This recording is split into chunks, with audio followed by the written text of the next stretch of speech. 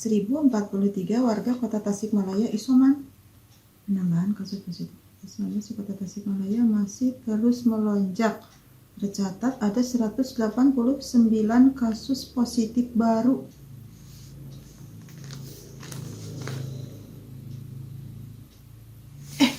Rupanya anak-anakku yang soleh dan soleha sudah menunggu ya. Maaf ya, ibuku asyikan baca berita loh. Baik anak-anakku yang soleh dan soleha, kita mulai pembelajaran hari ini. Semangat, semangat, semangat.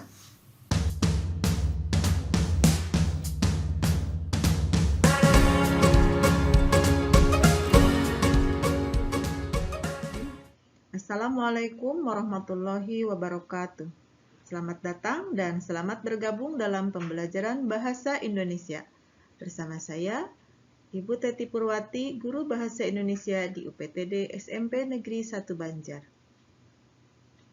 Apa kabar semuanya? Semoga kalian dalam keadaan sehat, tak kurang suatu apapun. Ayo, belajarnya tetap semangat ya. Jangan lupa siapkan buku dan alat tulisnya. Sebelum pelajaran dimulai, marilah kita berdoa menurut agama dan kepercayaan masing-masing. Berdoa mulai.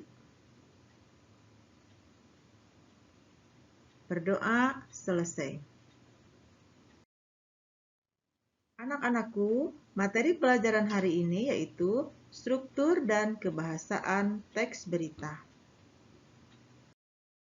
Kompetensi dasarnya menelaah struktur dan kebahasaan teks berita yang dibaca dan didengar.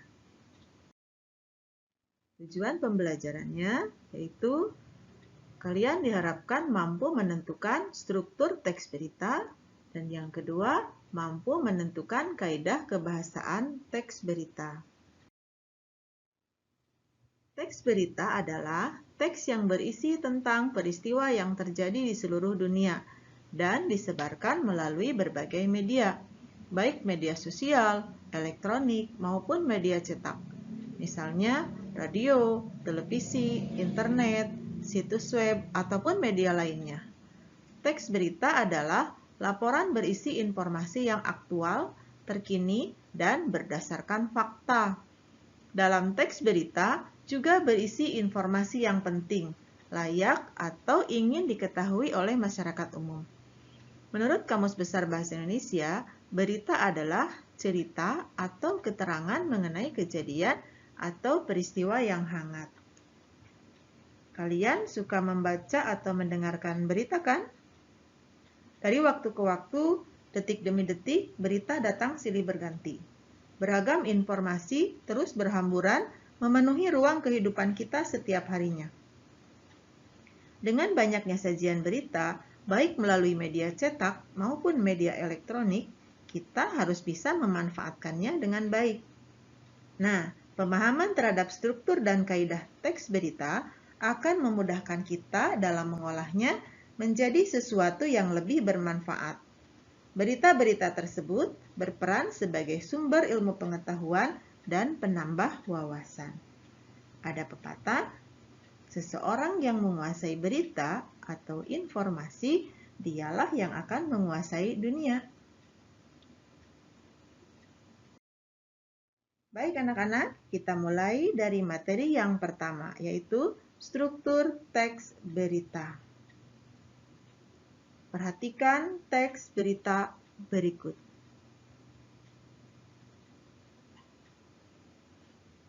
Berdasarkan struktur atau susunannya, teks berita dapat kita kelompokkan ke dalam dua bagian, yakni berupa informasi yang penting dan informasi yang tidak penting.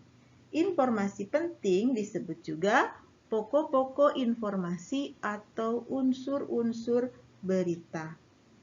Dalam ilmu jurnalistik atau ilmu persurat kabaran, pokok-pokok informasi terangkum dalam rumus 5W 1H. Nah, ini anak-anak, what, where, when, who, why, how. Dalam bahasa Indonesia, pokok-pokok informasi itu dapat pula disingkat dengan adik simba. A-nya apa, D-nya di mana, K-nya kapan, instruksinya. Siapa, mengapa, bagaimana. Apa peristiwanya? Di mana terjadinya peristiwa itu? Kapan peristiwa itu terjadi? Siapa yang mengalami peristiwa itu? Mengapa peristiwa itu terjadi? Dan bagaimana proses peristiwanya? Keenam pertanyaan itu lazim ditempatkan di bagian awal pemberitaan, yang kemudian sering disebut sebagai unsur-unsur berita. Nah, perhatikan gambar berikut. Susunan informasi dalam suatu pemberitaan disajikan dalam pola piramida terbalik, mulai judul, kepala berita, tubuh berita, dan ekor berita. Judul merupakan kata kunci yang mewakili keseluruhan isi berita. Dalam teks berita, judul biasanya memuat tentang kejadian yang akan dibahas. Judul yang menarik akan memungkinkan pembaca tertarik terhadap berita yang disampaikan. Selanjutnya, kepala berita. Ini merupakan bagian yang dianggap paling penting dari berita. Pada bagian kepala berita harus berisi unsur-unsur utama berita berdasarkan 5W1H atau adik Simba. Isi kepala berita tidak bertele-tele dan langsung pada inti berita. Kepala berita bisa kamu temukan di paragraf awal dalam sebuah teks berita. Selanjutnya, tubuh berita. Tubuh berita merupakan kelanjutan dari kepala berita. Unsur 5W1H yang ada di kepala berita dikembangkan lebih jelas dan lebih terinci lagi pada bagian ini. Oleh karena itu, bagian tubuh berita biasanya merupakan bagian yang paling panjang karena memuat banyak informasi. Informasi yang biasanya dimuat dalam bagian tubuh berita yakni penjelasan mengenai mengapa terjadi peristiwa dan bagaimana peristiwa terjadi atau kronologi. Dan yang terakhir, ekor berita. Ekor berita berisi informasi yang kurang penting. Bagian ini biasanya tidak memiliki kaitan langsung dengan judul beritanya. Bisa berisi konteks tambahan seperti sejarah sebelum kejadian yang dilaporkan terjadi dan sebagainya. Kamu akan mudah menemukan ekor berita karena letaknya berada di paragraf-paragraf terakhir. Jadi, bagian awal merupakan bagian pokok dan semakin ke bawah berita itu merupakan perincian-perinciannya yang sifatnya cenderung tidak penting. Dengan struktur penyajian informasi seperti itu, segi kepentingan suatu informasi semakin ke bawah semakin berkurang. Sebaliknya, informasi yang paling penting terletak pada bagian atas. Oleh karena itu, jika kita tidak cukup waktu untuk mendengarkan keseluruhan informasi, dengan hanya memperhatikan bagian awalnya, kita telah cukup mendapatkan informasi pokok yang merangkum keseluruhan isi berita. Baik anak-anakku, kita lanjutkan dengan bagian yang kedua, yaitu kaidah-kaidah kebahasaan. Perhatikan kembali teks berita yang telah kalian baca atau kalian simak, tanpa bahwa teks tersebut dibentuk oleh kata dan sejumlah kalimat. Di dalam teks berita, kata-kata dan kalimat-kalimat itu ternyata memiliki kaidah atau aturan tersendiri. Kaidah-kaidah tersebut dapat dijadikan sebagai ciri ataupun pembeda dengan jenis teks lainnya. Nah, kaidah-kaidah yang dimaksud yaitu sebagai berikut. Yang pertama, penggunaan bahasa bersifat standar atau bahasa baku. Hal ini untuk menjembatani pemahaman banyak kalangan. Bahasa standar lebih mudah dipahami oleh umum. Bahasa-bahasa yang bersifat populer ataupun yang kedaerahan akan dihindari oleh media-media nasional. Yang kedua, penggunaan kalimat langsung. Kalimat langsung ditandai oleh dua tanda petik ganda. dan disertai keterangan penyertanya.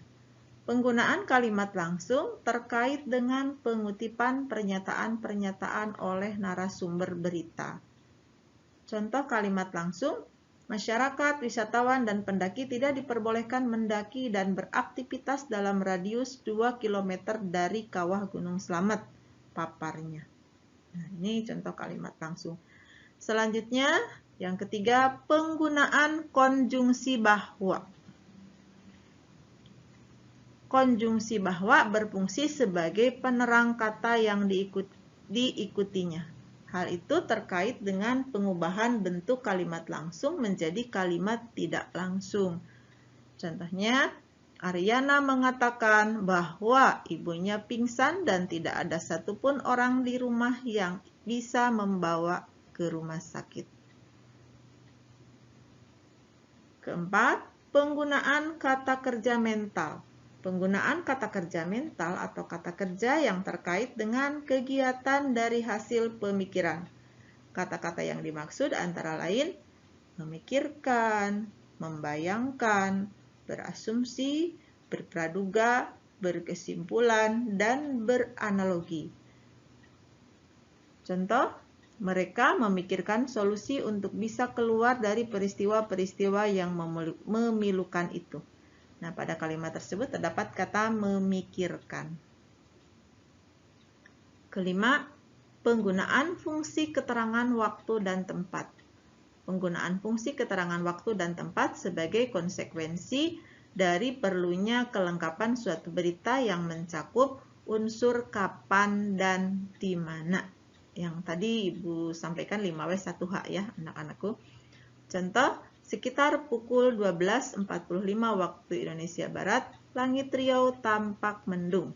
Pada kalimat tersebut terdapat fungsi keterangan waktu, yaitu sekitar pukul 12.45 waktu Indonesia Barat. Nah, yang keenam, penggunaan konjungsi temporal dan kronologis. Penggunaan konjungsi temporal atau penjumlahan seperti kemudian, sejak, setelah, awalnya, akhirnya. Hal ini terkait dengan pola penyajian berita yang umumnya mengikuti pola kronologis atau urutan waktu. Contoh, PT Gojek Indonesia merupakan penyedia jasa transportasi ojek di Indonesia yang berkembang pesat setelah meluncurkan aplikasi di ponsel pada awal 2015. Pada kalimat tersebut ada penggunaan konjungsi temporal setelah. Secara ringkas, kaidah kebahasaan teks berita ini bisa kalian lihat pada gambar berikut. Nah, ini ya. Jadi, kaidah-kaidah kebahasaan teks berita itu meliputi bahasa baku, kalimat langsung, konjungsi bahwa, konjungsi temporal dan kronologis, keterangan waktu, dan kata kerja mental. Anak-anakku, selanjutnya kita akan mengamati teks berita. Nah, ini judul berita. Berdasarkan strukturnya ini judul berita ya. 37 pedagang positif COVID-19. Pasar Keputaran Surabaya ditutup sepekan. Surabaya Kompas.com. Pasar Keputaran Utara Surabaya akan ditutup selama sepekan setelah ada banyak pedagang dinyatakan positif COVID-19. Wakil Sekretaris Gugus Tugas Percepatan Penanganan COVID-19 Kota Surabaya, Irfan Widianto mengatakan, Pasar Keputaran ini mulai diliburkan mulai Selasa 21 Juli 2020 hingga Senin 27 Juli 2020 mendatang. Ia menyampaikan hasil tes swab yang dilakukan 3 hari berturut-turut sejak 14 sampai 16 Juli 2020 terdapat 37 orang terkonfirmasi positif COVID-19 di Pasar Keputaran Utara. Nah, ini berdasarkan struktur teksnya. Nah, ini termasuk kepada kepala berita. Di sini memuat unsur-unsur berita yang sudah Ibu tandai dengan warna biru ya. Ini yang misalnya di sini yang pertama, ini jawaban dari apa? Apa peristiwa yang terjadi? Nah, Pasar Keputaran Utara Surabaya akan ditutup selama sepekan. Mengapa ditutup? Karena terdapat 37 orang terkonfirmasi positif COVID-19 di Pasar Keputaran Utara. Kapan diliburkannya? Yaitu mulai tanggal 21 Juli 2020, hari Selasa, hingga Senin 27 Juli 2020 mendatang. Nah, di mana? Di Surabaya. Selanjutnya, nah ini tubuh berita. Di tubuh berita biasanya di sini diuraikan. Nah, di sini diuraikan penjelasan dari jawaban dari pertanyaan bagaimana. How, bagaimana pasar keputaran akan disterilkan untuk dilakukan pembersihan dan penyemprotan disinfektan. Nah, dilihat dari segi kebahasaannya, di sini ada penggunaan kalimat langsung yang sudah Ibu tandai dengan warna merah ya.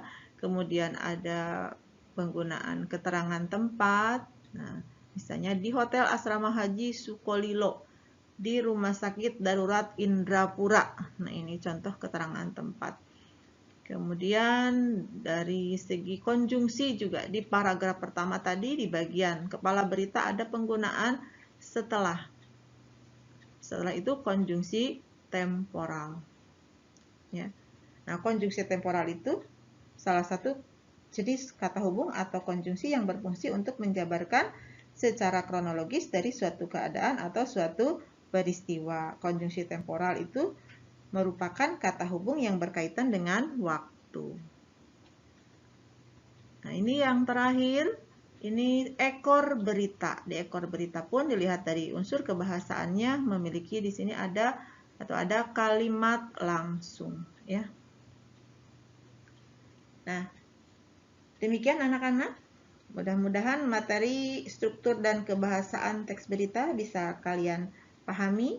Nah, agar lebih memahami materi ini, Ibu sudah menyiapkan latihan soal. Nah, ini latihannya, atau bisa ini dikatakan tugas ya yang harus kalian kerjakan. Yang pertama, bacalah sebuah teks berita, baik dari media cetak ataupun media elektronik.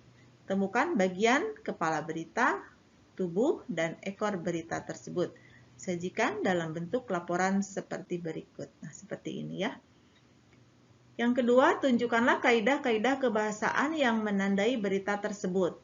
Gunakanlah format berikut sebagai laporannya.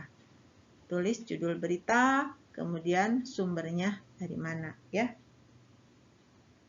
Nah, jangan lupa sebelum kalian kirimkan tugasnya, kalian tanda tangankan dulu kepada orang tua kalian ya.